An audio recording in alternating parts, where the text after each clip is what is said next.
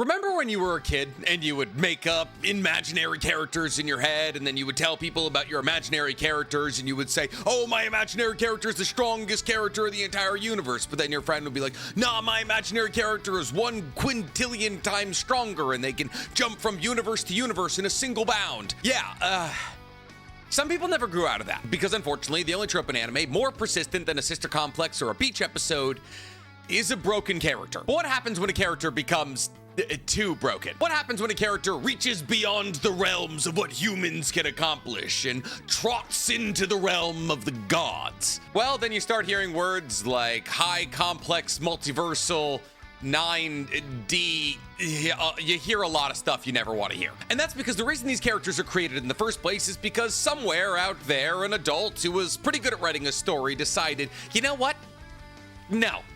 I'm gonna have the strongest character. And with that, we were given anime gods. And while not every story introduces gods, a fair amount, especially in the shonen genre, do. And thus, whenever I try to make the video that everybody has begged me to make for years now, the strongest characters in anime ranked and explained, every time I sit down to make that video, I just realize I'm just ranking gods at this point. And unfortunately, when trying to rank the strongest characters in anime, somebody's always gonna say, oh, but you forgot the universal god from the scientific railgun accelerator anime, or something like that. There's a million anime out there that have a million different overpowered and omnipotent gods. And thus, unfortunately for you, the person who's a fan of That Time I Got Reincarnated as the creator of the universe Big Bang Kun, when I'm sitting down and doing a ranking of the strongest characters in anime that I only want to be 10 characters long, I don't have time to consider Heat Death of the Universe Kun. And thus today, instead of sitting down and doing a ranking of the top 10 strongest characters in anime, I would put a bit finer, yet more accurate point on today's video. And instead of ranking characters in anime,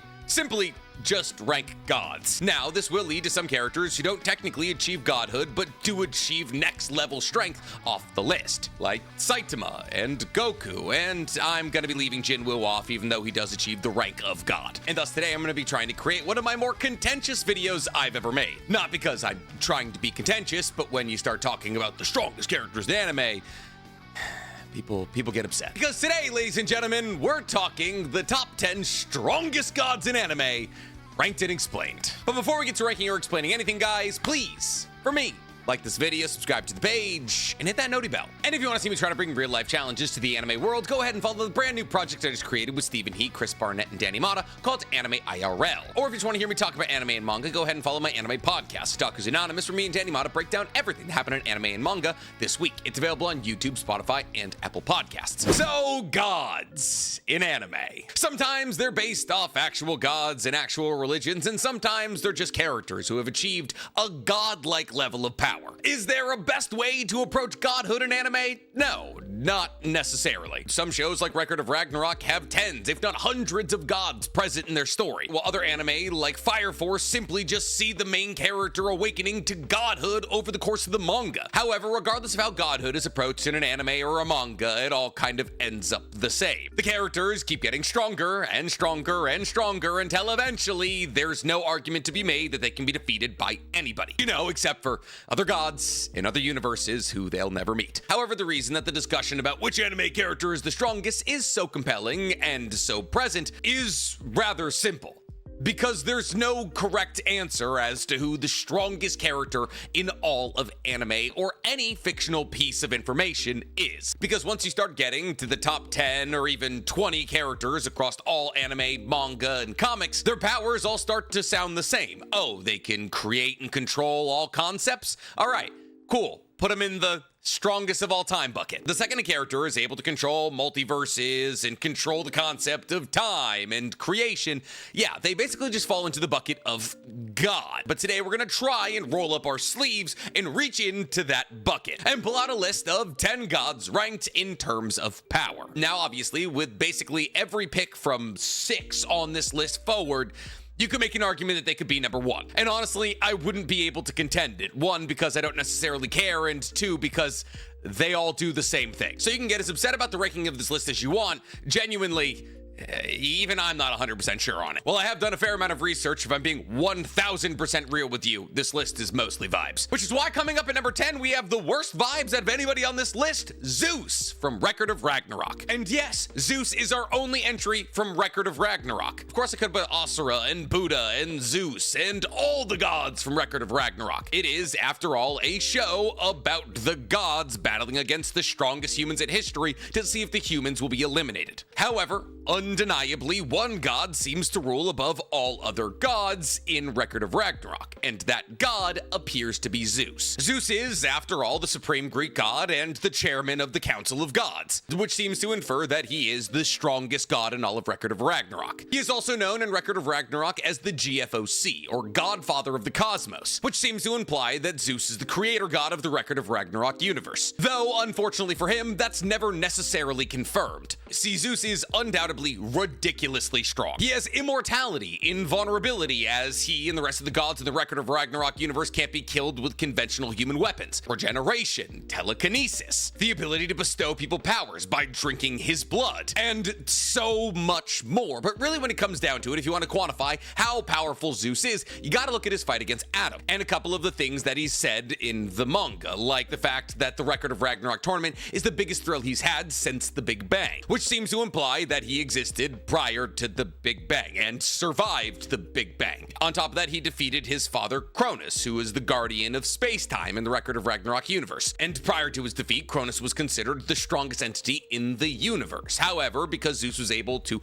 bypass time, he was able to destroy Cronus. On top of that, with his Adamas form, he's said to be able to destroy heaven, which would imply a universal level feat. However, attack potency isn't necessarily what makes Zeus so incredibly powerful. It's the fact that he has basically infinite speed, as he has an attack that's called the Fist That Surpassed Time, a technique that allows him to deliver a punch in 1 × 10 to the -20th seconds. So basically, infinitely fast. However, in terms of feats, as crazy as this sounds, that's basically all we have from him. Yes, he's powerful. Yes, he saw the Big Bang. Yes, he has infinite speed, but we've never seen things like reality manipulation, wiping out universes, creating universes, being omnipotent, and so on and so forth. And thus, while he is an incredibly powerful god, arguably the most powerful god from the Record of Ragnarok universe, his feats just don't stack up to a lot of the other people on this list, which is hilariously stupid. Because you know who else has infinite attack speed? Our number 9 entry on the list, Yhwach. Yhwach is an OC. It's literally the only way to explain how powerful he eventually becomes. Like, it's so hard. I should probably do an entire video on this, honestly. It's so hard to explain how powerful Yhwach is. Oh, Nick, why? Because every single Sternritter in existence eventually returns to Yhwach. Yhwach simply creates the Sternritters to go develop new powers for him so that when they die, it returns back to him stronger. Which means every ability we've ever seen used by a Sternritter eventually goes back to Yhwach. But then, Nick, how does Yhwach have infinite attack speed? Because one of the Sternritter, Sternritter X, who has the ability known as X-Axis, has an ability that allows him to fire a projectile of infinite speed. But here's the thing, it's not a projectile. X-Axis fires a penetrating force that punches through everything between Yhwach's muzzle and the target immediately, which erases the concept of dodging because the second that the ability is used, it hits whatever it's pointed at. The only downside to this incredibly broken ability is that it doesn't have infinite range. But surely that's the only ability the Yhwach gets. Nope. He also has the Yourself, which allows him to mimic the appearance and powers and abilities of other people. Exactly. The Wind, which allows him to bend space-time to make sure attacks don't hit him, and also allows him to warp space to teleport. The Viability, that essentially just grants him infinite rejuvenation. The Vanishing Point, that makes him invisible. But just not invisible. It also gives him the ability to erase his existence from reality itself, making you forget he ever existed. The Visionary, that simply allows him to turn his imagination into reality. You know, like a god. And literally so many other things. But all of this, of course, pales in comparison to the Almighty, which grants Yhwach the ability to see all possible futures and select whichever possible future he wants. Meaning whatever can happen will happen so long as Yhwach wants it to. And when you consider all of this alongside the fact that Yhwach has multiple times threatened to destroy entire realms and rebuild them, which would be a universal plus level threat, and consider the fact by the end of the story that he is responsible for keeping the three realms together passively as the new Soul King. That means that he's now holding onto three separate universes and making sure they stay in orbit passively, which confirms him to be a multiversal threat. And considering the fact that Yhwach's grand goal is to fuse all three of these universes, that implies creation and destruction abilities. And as the Soul King is effectively the god of the Bleach universe, then yes, Yhwach is stronger than Zeus based off everything we've seen. Are you getting sick of broken characters yet? You're not? Okay, cool. Well, we got 8 more. Because coming up at number 8, we got Jin Mori. And this is where it starts. This is where the angry comments start. Oh, Nick, what do you mean? Jin Mori's number... I don't even have the energy to do it. Yes, Jin Mori is number 8, even in his supreme god form. Now, there's a lot of you out there probably asking yourself, I thought Jin Mori was just a high schooler who was really good at kicking. And you'd kind of be right, until you consider the fact that he's the reincarnation of Sun Wukong and is also 5.5 billion years old. I'm sorry, chronologically 5.68 billion years old. Now, technically, as the reincarnation of Sun Wukong, I wouldn't consider Jin Mori a god, because Sun Wukong is not a god. He's the king of the monkeys. He's never a god. He's achieved godhood-like power by eating immortality fruits and surviving unreal conditions, but he's still just the king of the monkeys. The journey to the west. The beginning of power scaling brain rot. Been doing this shit since the 1560s. But like I've already said, by the end of his story, Jin Mori does achieve the title of Supreme God after defeating the previous Supreme God. And as the Supreme God holds together the universes, defeating the Supreme God already makes you a multi-galaxy level threat. But when you consider that Jin Mori also broke the loop of binding around his head and that his power was so incredibly awesome it terrified Satan himself, then his scale may be even higher than that. On top of this, we've now entered the true heavy hitters section, as Jin Mori as the Supreme God should have the same abilities as Mujin, who can manipulate and directly control the core element, which is basically the heart of the universe in the God of High School universe. He also, in his Monkey King mode, had the ability to alter the weather and controlled lightning. But in his Supreme God form, he gets access to summoning the 7th Master. And as the 7th Master is basically the god of an individual world and can duplicate itself infinitely at Jin Mori's command, this just means that he basically has infinite gods at his command. So when you consider the fact that by defeating the Supreme God of his universe, that he therefore becomes the Supreme God of his universe, he does become genuinely one of the strongest characters in anime and manga history. However, he doesn't ever technically display any multiversal level feats, something that Yhwach, who's actually below Jin Mori on this list, does. But I'd still consider Jin Mori stronger, as Yhwach's multiversal feats are a symptom of him becoming the Soul King, and it's something he does passively. But if you guys didn't like Jin Mori at number 8, then you're gonna hate our number 7 pick, because coming up at number 7, we got Shinra Bancho Man. But his feats are just better. Now, a lot of you out there are probably saying, Nick, what are you talking about? Shinra is just a boy who's able to fly very fast with fire coming from his feet. And once again, you'd be right. But boy, oh boy, is that not where he stops. Because after Shinra fuses with his little brother and the soul of his mother, he becomes an entity known as Shinra Bancho Man. And Shinra Bancho Man is God. See, while it's never technically said that Shinra Bancho Man is God, he becomes God. See, because when Shinra becomes Shinra Bancho Man, he gets a bunch of really cool and fun abilities like time manipulation, the ability to float time backwards and forwards as he wishes, complete and total reality warping, like when he was able to turn a planet covered in flames into a beautiful blue world, the ability to resurrect all dead people, creation, that is to say that anything he imagines he can make real immediately, conceptual manipulation, which allows him to take concepts like death and make them harder to achieve, that is to say that after he remade the world and created the Soul Leader world, he took the concept of death and made it harder for humans to achieve death, allowing their bodies to be more resilient and wackier. He also has a power bestowal ability that allowed him to create Lord Death, the god of the Soul Leader universe. Yes, that's right, he created another god to rule over the creation he made. And more than anything, Shinra Bancho Man's just a silly, goofy guy. His powers manifest in the way that you would expect for Shinra's godlike powers to manifest. He would deflect light attacks from the Evangelist, who was God before him. In these light attacks that were hurling at him at the speed of light, he would kick down onto the ground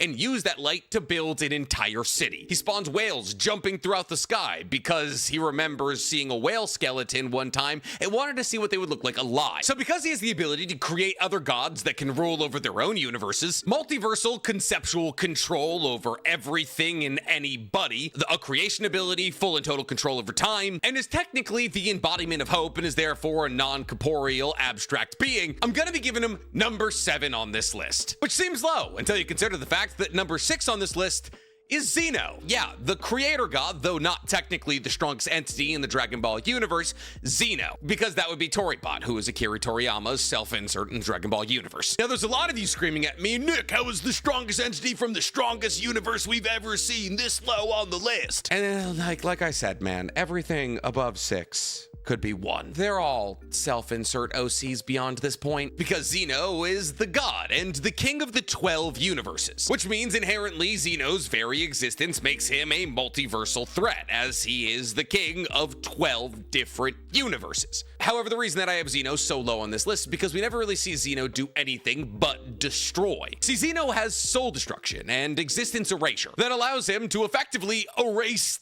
anything. People, space-time universes, even gods of destruction. However, it doesn't stop there, as Zeno can also destroy non-physical entities, like souls, spirits, and abstract entities. And we've seen Zeno use these destruction abilities time and time again, as we saw Zeno destroy Infinite Zamasu, in Future Trunks' world, and entire multiverse. And thus, just like that, Zeno became a multiversal level threat, and a high level one at that. And unfortunately, there's a word for an entity like that: a low, complex, multiversal level threat. See, because here's the thing. Technically, the multiverse that Zeno is in control of isn't all that complex. It's only 12 universes. Now, if it was infinite multiverses that he was in control of, then he would be a high, complex, multiversal level threat. Or even ranging into the outer versal level threat. Or hyperversal, or a bunch of other words that somebody who's never seen the sun made up. But destruction isn't all that Zeno is capable of. He is also capable of creation, though the only time we've ever seen him create something was when he created a button that he used to summon himself. And thus it's safe to assume, like with a lot of other gods on this list, he's able to create anything he wants from his imagination. However, on top of this, he also has an ability that we haven't seen yet from any other god on this list: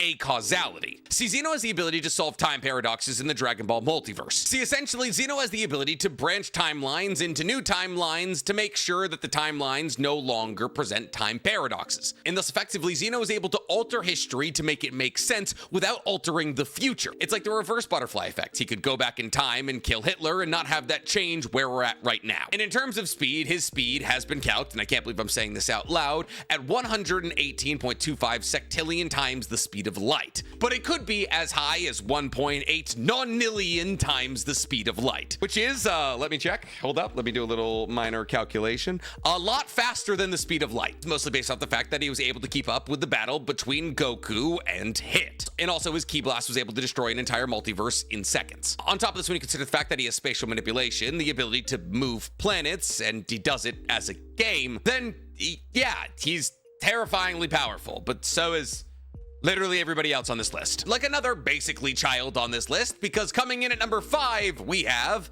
Madoka. Yes, that's right, Madoka Kaname from Madoka Magica Puele Magi. Because at the end of Madoka Magica, Madoka achieves a form known as Ultimate Madoka, where she effectively becomes God in order to eliminate the existence of witches. But my god, does she do just way more than that. See, not only is Ultimate Madoka immortal, but she exists in a plane of existence outside of the normal dimension. Now, that's because she's no longer a one-dimensional being. See, Madoka has something known as cosmic awareness, which makes her aware of the futures and pasts of all universes. And she's able to see, frame by frame, everything that's happening in all of these universes, or has happened in all of these universes simultaneously. And she, just like Zeno, has a causality, as she, in the moment that she achieved her Ultimate Madoka form, stepped out of all cause and effect. Ultimate Madoka exists outside of time, cause, and effect. But she went a bit further than that, because Ultimate Madoka is no longer a little girl. She's a concept that exists in all universes. On top of this, she also has law and conceptual manipulation, as she rearranged every single universe across the entirety of the multiversal scale of the Madoka Magica universe, and augmented every single universe to destroy the concept of witches. She also, like Shinra, has time manipulation, allowing her to completely control the flow of time, both forward and backwards in all universes. She has has the ability to create avatars descend to certain universes because, after all, she is a concept. She has no physical form. In fact, it was stated by Gen that they believe that Ultimate Madoka's skirt was the multiverse, and she, like Zeno, has existence erasure, as she was able to erase the existence of Ultimate Kriemhild Gretchen, whose body was able to destroy entire galaxies. And thus Madoka, yes, Madoka, is a high complex multiversal threat. She is omnipresent and was able to reform the entirety of the multiverse, which in itself was stated to have infinite universes inside of it. And as she became a conceptual entity, as the law of cycles itself, her reach actually goes beyond the multiverse, as her very conceptual being also extends to non-existent multiverses. So,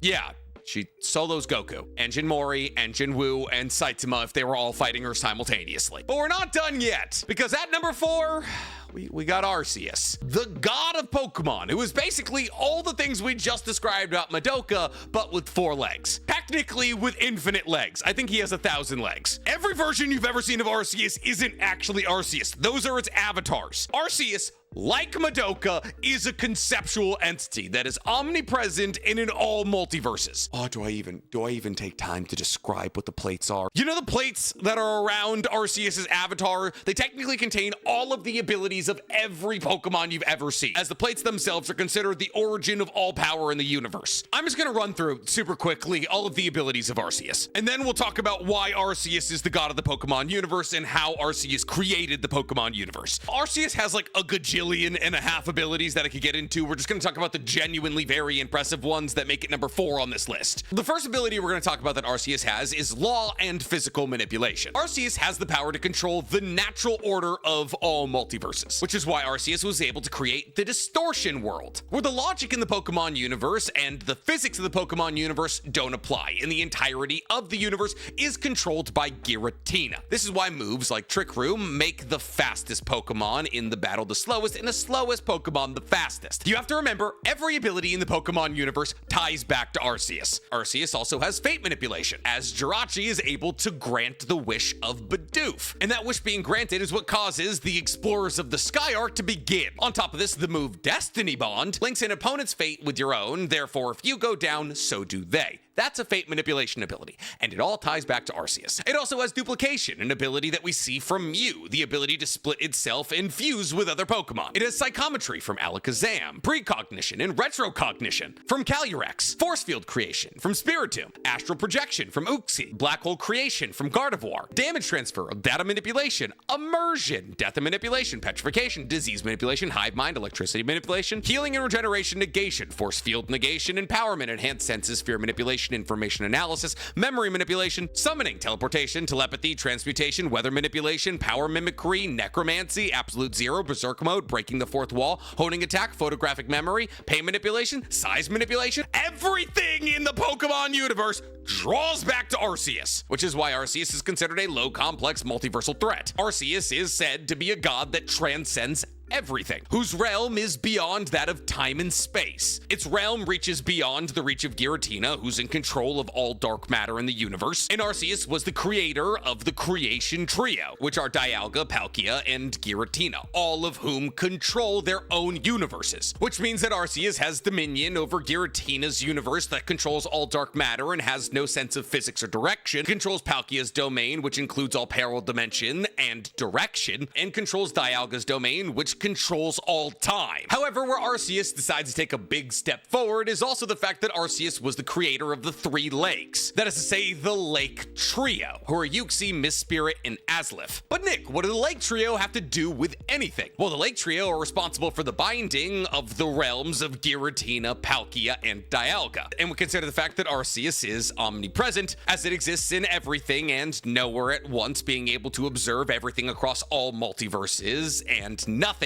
as its consciousness exists beyond space and time, then that kind of makes sense. But why? Why is Arceus this powerful? Well, because Arceus is technically the manifestation of the concept of the heart or the original spirit, which is kind of like the energy and system that builds out the entirety of the Pokemon universe. And thus, as a conceptual being that exists beyond the realm of space and time, technically Arceus is not only the controller of everything that is, but is also everything that is and everything that isn't. I'll read it directly from the games. The heart or original spirit exists as a state beyond space and time, in which the distinction between the two and between all parts of material reality does not exist, with them being abolished and unified as part of its singular consciousness, thus standing above all physical, spatial-temporal differentiation. That is to say, in layman terms, that not only is Arceus all actual physical material that exists, but in the spaces between different universes, where reality and physical material does not exist, Arceus has abolished those areas and unified them into a singular consciousness, and thus the Arceus places that exist and don't exist physically are the same, and all of a part of its all-encompassing consciousness. And thus, Arceus is our first outerversal level threat, as there is literally nowhere that Arceus cannot be and nothing it cannot do. It not only made everything, but it is everything, which is, kind of a theme we're gonna see a lot here. I feel like I should do a full video on Arceus. Would you guys be interested to hear me talk about Pokemon? Anyways, enough about Arceus. It's not even top 3 on the list, because coming in at number 3, we got the Anti-Spiral. Now, I'm fully willing to admit that this might be a slightly controversial pick. Arceus could be top 3. In fact, Arceus could be number 1, but that's kind of the root of the issue here. And hell, for that matter, so could Madoka. But the Anti-Spiral is also ridiculously powerful. Now, for those of you who don't know the Anti-Spiral, it's the final boss of Gurren Lagann, or Gurren Lagann, if you want to be insufferable. Now, the Anti-Spiral is the leader and collective unconscious of a race of people known as the Anti-Spiral, and therefore it is a non-corporeal abstract being, hellbent on exterminating all spiral beings. And he, like pretty much everybody else on this list, is a multiversal level threat with multiversal level attacks, as one of the Anti-Spiral's biggest abilities is a multiverse prison trap, where the Anti-Spiral creates a multiverse and then traps you in it. However, within this multiverse, you're trapped inside of a universe of infinite possibilities. And since in this universe technically anything can happen, you can never escape. And thus, to say that the Anti-Spiral has creation abilities is a bit of an undersell, as the Anti-Spiral can not only create universes, but also induce big bangs with extra-dimensional axes. It also has complete and total physics manipulation, as it's able to generate isolated universe with their own physical laws that don't abide by the physics of other universes. On top of this, the Anti-Spiral has telepathy so powerful it's able to communicate with entire universes at once. On top of this, the Anti-Spiral, like everybody since Zeno, has acausality, as it's entirely unbound by time, as the home planet of the Anti-Spiral race is unaffected by space and time. On top of this, the Anti-Spiral is unaffected by quantum cosmology, which means that neither they nor the Anti-Spiral race's isolated universe has multiversal counterparts. On top of this, as the Anti-Spiral is just a collection of the collective unconscious of an entire race of people, it technically can't be destroyed so long as those people exist, which means the second that you destroy the Anti-Spiral, it can be recreated with simply a thought, and therefore can be considered immortal. It also has probability manipulation, being able to manipulate the probability of somebody else's victory down to 0%. It also can control time. It can control gravity, quantum forces, generate force fields, slowly up its immunity to everything, and it's nigh omniscient, meaning it knows almost everything across all the infinite multiverses. So when you consider the fact that it's able to control and manipulate the entire multiverse, of which in the Gurren Lagann universe there is 11-dimensional infinite universes, infinite multiverses, I'm sorry, with infinite speed, and its speed is infinite because it has omnipresence, because it's able to become universes themselves, and therefore if it's attacking you, it attacks the entirety of the universe simultaneously and instantaneously, as if everything in our collective universe was trying to punch you in the face at once. The Anti-Spiral is very easily a high complex multiversal or outerversal threat, as the Anti-Spiral's planet actually exists between two multiverses in a spatial void, and thus not only do they have control over the multiverses, but also the area between them, like Arceus. And we're gonna keep that train rolling, because coming up at number 2, we got Truth. Oh, Nick, Truth doesn't have any multiversal feats. How are you going to put him higher than Anti-Spiral and Arceus and Madoka, who have multiple very pertinent and very powerful multiversal feats? I don't know, man. Yes, Truth has no feats. At least Truth has no multiversal feats. That is true, but Truth is also everything in the FMAB universe, and that's really the only argument I have for him being this high up on the list. All the information of the entire universe exists behind the Door of Truth, but the Door of Truth and the avatar that exists outside of the Door of Truth are just Truth's way for humans to identify what Truth is in a visually striking way that makes sense to them. See, because Truth isn't an avatar or an entity, it is everything. Much in the same way that Arceus is everything that has ever been, so is Truth. Truth holds the infinite knowledge on everything, as the absolute knowledge that exists beyond the door of truth is actually just a part of truth. And therefore, in reality, truth is omnipresent. Everything that exists, every human, celestial body, or concept in the FMAB universe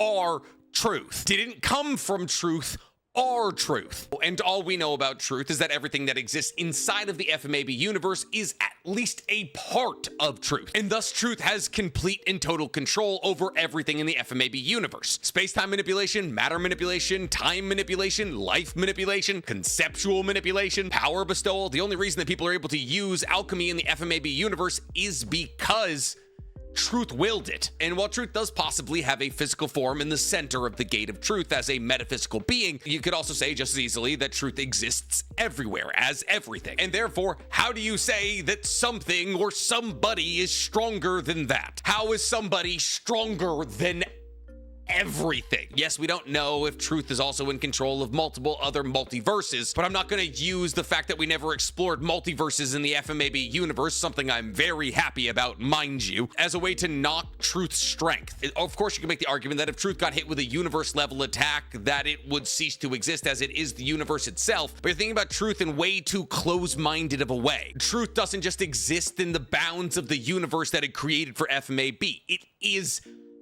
everything. As to why that would stop at the bounds of a certain universe, I genuinely can't say. But of course, if you want to say that truth is weaker than Madoka or Arceus or the anti-spiral, I can't say no. Which brings us to our number 1 entry on the list, Veldanava. Nick, who's Veldanava? Really good question. Veldanava is the creator of all existence in the slime isekai universe. The Star King Dragon, also known as the first true dragon, and also known as the father of Millia. Oh, Nick, I've never heard of this guy. How'd you hear of him? Well, you gotta read the slime isekai light novels. And I'm gonna give you a couple of guesses at what his abilities are. Did you guess that he was an abstract existence? Or that he was omnipresent and the creator of everything? Or that as a god he had a non-existent physiology and existed beyond dimensional existence? Because, and I'll quote from the light novel here, he is a singular existence, the primordial will that exists as separate from everything else. His consciousness holds all things, the one that is all and the all that is one. Yet alone in the world he is devoid of everything and nothing, for those are just pure parts of himself. But what does any of that mean, you ask? Well, let me break it down for you. Before creation exists, predating all concepts such as space and time, in the slime isekai universe, there existed just a will. So a vast expanse of literally nothing and a will. Now, the will is basically God. Anything it wants to create, it can. Nothing is beyond its imagination. Now, this will existing in a vast expanse of nothingness eventually got super bored, and so it thought, oh, you know, it'd be fun creating other wills and things, and thus it created the entirety of existence. As it created the entirety of existence and watched all of these wills experience its existence sequentially, it realized as the creator and god seer of this creation, it would know everything that would ever happen in this creation for all of time, and that's boring. It's like watching a movie you know the ending of, and thus this will decided to give up on omnipotence and omnipresence, and gave itself physical form, so that it could exist amongst its own creations, and that entity became Veldanava. Now, obviously, as Veldanava, the first true dragon and the father of Millia, he isn't nearly as powerful as he was as a god, and that's kind of the point, and thus, obviously, we're talking about him, or I guess I should say it, as a god. And what do I